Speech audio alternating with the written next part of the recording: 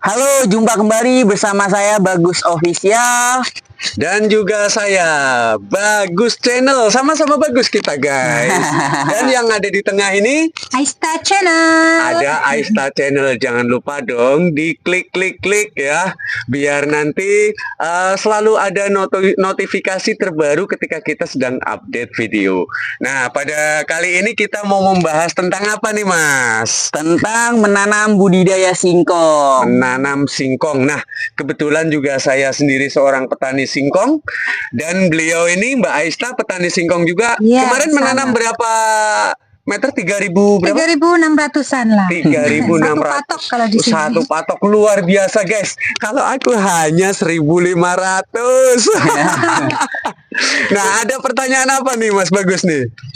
Untuk Mas Supri, cara menanam pohon singkong yang baik itu menurut Mas Supri itu gimana? Nah, kita tanya aja dulu sama yang nanamnya lebih lebar. Oh, iya. Ini gimana? Ayo.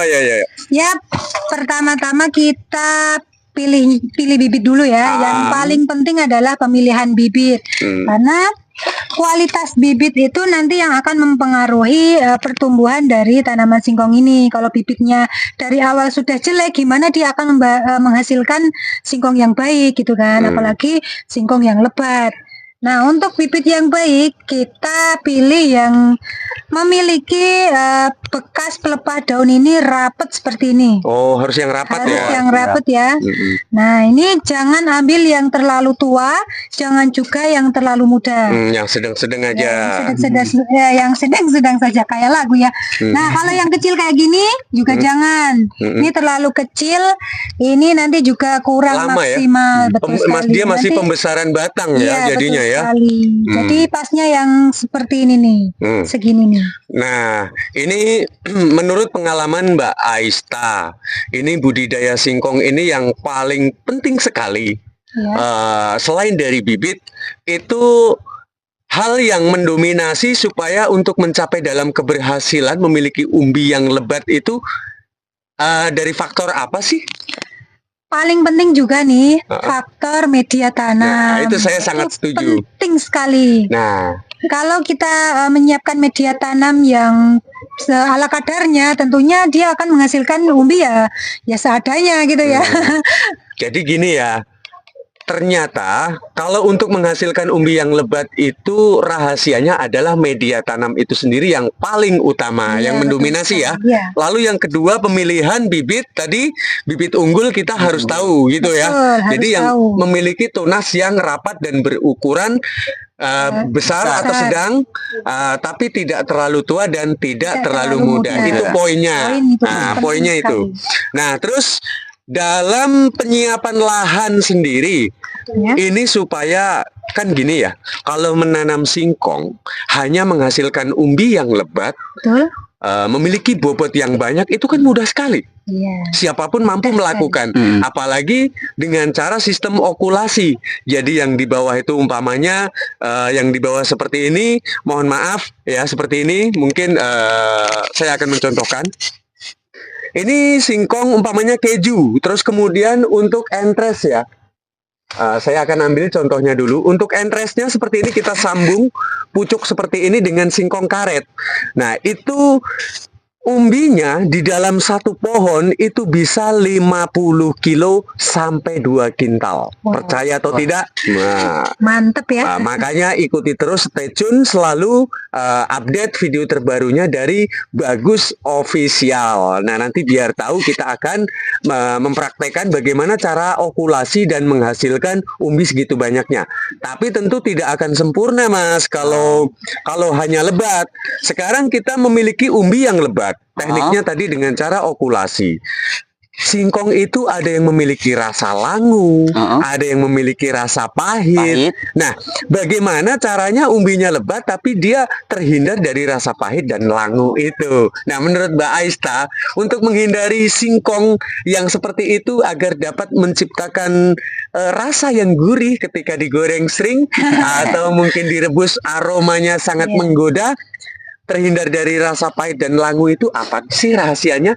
Kalau menurut saya nih, itu yang sangat berpengaruh itu adalah segi pemupukan. Pemupukan juga kalau terlalu banyak, apalagi kita menggunakan pupuk kandang, kalau terlalu banyak itu akan menyebabkan rasa pahit ya pada singkongnya. Kemudian Bisa langu juga ya. juga. Terus ketika kita menanam mendekati tanaman lain, maksudnya Berhimpitan gitu ya. berhimpitan dengan tanaman lain, itu juga sangat berpengaruh dengan rasa singkong itu sendiri. Nah, gitu. ini maka yang harus diperhatikan. Jadi apalagi kalau kita menanam singkong, Mas, untuk dikonsumsi sendiri, nah, kita harus menciptakan kesegaran itu. Apalagi akan masuk ke pencernaan kita, nilai dari sisi kesehatannya pun kalau bisa harus kita jaga. Jadi kalau hanya untuk menanam singkong, kalau saya pribadi menganjurkan jangan pakai pupuk-pupuk kimia. Nah, karena menanam singkong itu mudah sekali, hanya bagaimana cara kita menciptakan kesempurnaan itu. Jadi, satu, memiliki umbi yang lebat. Yang kedua, bobot yang benar-benar berat. Yang ketiga, memiliki rasa yang terhindar dari langu maupun pahit. Jadi memiliki rasa yang gurih, terus kemudian direbus atau digoreng, memiliki aroma yang sangat menggoda, merangsang selera makan kita. Ini. Nah, ini bisa dicontohkan mungkin untuk Mas Bagus, pengalamannya sejauh ini dalam memilih bibit itu kalau Mas Bagus seperti apa? Saya juga sama, biasanya saya memilih bibit itu yang bekas pelepahnya ini banyak, ya Mas. Yang rapat gitu ya. Rapat, tidak terlalu muda juga dan tidak terlalu tua. Terus cara pemangkasannya biasanya Masnya itu kalau menanam dengan sistem yang bagaimana? Kalau saya biasanya stek berdiri. Oh, stek berdiri. Terus yang dipendam di dalam tanah? Biasanya yang saya pendam 1, 2, 3, 4. Ini yang saya pendam. 1, 2, 3, 4 yang saya tampakkan di permukaan tanah. Jadi sistem 50%, 50%. Jadi saya sangat setuju sekali karena sistem dari Mas Bagus Official ini dia akan memiliki balance, keseimbangan antara jumlah akar yang akan ditumbuhkan dan tunas yang akan dia supply makanannya nanti untuk keberlangsungan pertumbuhannya, kayak begitu. Nah, ini kalau untuk Mbak Aista sendiri lebih suka menanam dengan teknik stek berdiri atau dengan babon singkong atau dengan sistem yang gimana? Kalau saya biasanya dengan cara stek tidur, lebih simpel ya. Nah, terus kemudian bisa mungkin dicontohkan ke pemirsa harus menggunakan berapa ini? Bibitnya berapa panjang? Kalau panjangnya itu tidak perlu panjang-panjang ya, itu hanya kan boros atau membuang-buang bibit gitu. Kita menggunakan 6 mata tunas ataupun 6 bekas pelepah ini gitu ya. Nah, setelah kita potong nih, ini mau saya praktekkan nggak? Boleh. Ya? Mau dipotong? Dipotong nggak? Nggak usah dipotong, nggak apa-apa. Ini juga pemirsa tahu pokoknya jumlahnya nanti ada 6 gitu kan. Ini terus, jumlahnya ada 6. Terus yang dilakukan? Kita lakukan penyayatan pada bagian pelepah nih. Kita lakukan pelukaan pada bagian batang singkong. Yang kita hindari itu adalah bagian mata tunasnya ini, jangan sampai terkena pisau ya. Karena nanti dia akan menghasilkan akar maupun mata tunas nanti. Jadi dari bawah sini, kalau misalkan dia yang ada di dalam tanah, dia akan menghasilkan akar. Kemudian kalau yang di atas ini, nantinya dia yang akan muncul mata tunas. Nah, sistem penanamannya tadi pokoknya 6 bekas pelepah. Betul. Terus kemudian dilakukan penyayatan. Tujuan dari penyayatan itu apa, Mbak Aista? Nah, kita lakukan penyayatan ini agar tanaman singkong ini hasil fotosintesisnya tidak semuanya dia fokuskan untuk memunculkan mata tunas. Jadi tanaman singkong ini juga akan lebih fokus memunculkan akar. Akar itu kan juga nanti yang akan menjadi singkong gitu. Jadi yang akan menghasilkan singkong yang lebat gitu. Jadi untuk mengarahkan dari hasil fotosintesis agar dia berfokus terhadap tugasnya masing-masing gitu ya. Betul. Juga tidak menyebar ke kanan dan ke kiri gitu. Terus sebetulnya kalau menanam singkong itu di awal kita perlu melakukan penyiraman nggak sih? Soalnya kemarin itu di penonton saya kemarin, saya baru ini lihat orang nanam singkong pakai disiramin katanya. Nah, kalau Mbak Aista sendiri menanam segitu luasnya, itu perlu disiramin nggak sih di awal? Yang namanya tanaman itu pasti membutuhkan air untuk keberlangsungan fotosintesis. Kalau dia tidak disiram, terus gimana dia mau berfotosintesis gitu kan? Jadi kita pasti lakukan penyiraman. Kalau misalkan lahannya luas, ya kita harus pinter-pinter gitu ya cara pengairannya agar efektif seperti apa gitu.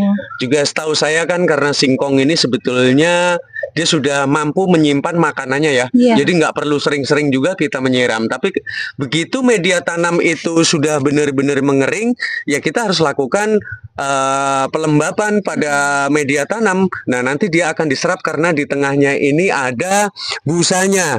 Jadi kita tidak perlu sering-sering menyirami pohon singkong. Perlu penyiraman ini kurang lebih sekitar 1 minggu sekali dari awal masa tanam sampai dia berusia 2 bulan. Itu yang saya lakukan. Kalau Mbak Aista sampai berapa bulan? Ya 2 sampai 2,5 bulan. Mas Bagus mungkin berapa bulan nyiramin bibit singkong? 2 sampai 3 bulan. 2 sampai 3 bulan. Jadi kalau sudah 3 bulan nanti sudah tumbuh umbi-umbinya. Kalau nanti terlalu lembab justru nanti umbinya malah justru akan busuk ya. Nah, seperti ini aja edukasi dari saya. Mungkin Mbak Aista masih ada yang mau ditambahkan ke pemirsa mungkin? Sudah cukup. Ya sudah katanya Mas Bagus. Oke, mungkin sudah cukup penjelasan dari kita. Ya Mas? Ya, sudah. Cukup. Mantap ini sudah cukup jelas sekali ya. Sudah cukup jelas. Kita tutup aja. Assalamualaikum warahmatullahi wabarakatuh. Dadah. Jangan lupa subscribe.